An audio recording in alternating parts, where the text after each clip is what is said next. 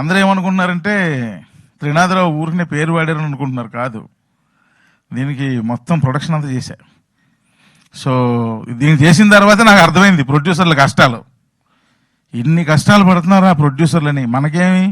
మనకు కావాల్సినవన్నీ రాసి ఇచ్చి వెళ్ళిపోతుంటాం రాత్రిపూట, మళ్ళీ మార్నింగ్ షూటింగ్ వచ్చేస్తాం. కానీ మనం రాసి ఇచ్చిన ఈ మార్నింగ్ మనం రాబోసరికి అరేంజ్ చేయడానికి ప్రొడ్యూసర్ నైట్ అంతా నిద్ర లేకుండా టీం అంతా, ప్రొడక్షన్ టీం అంతా ఎంత కష్టపడుతుందో ఈ సినిమాకి నేను చూసా. అందుకే ప్రొడ్యూసర్లు అంటే నాకు విపరీతమైన రెస్పెక్ట్. సార్ నమస్తే సార్.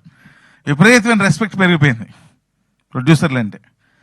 అప్పుడు అనిపించింది నేనేందిరా యాక్షన్ కట్టు చెప్పేస్తున్నాను, నా వెనకాత నేను యాక్షన్ ఉదయం చెప్పాలి, కట్టు చెప్పాలంటే నైటు ప్రొడ్యూసర్లు ఎంత కష్టపడాలి అని విపరీతమైన రెస్పెక్ట్ పెరిగిపోయింది. ప్రొడ్యూసర్ల మీద విపరీతమైన అభిమానం పెరిగిపోయింది.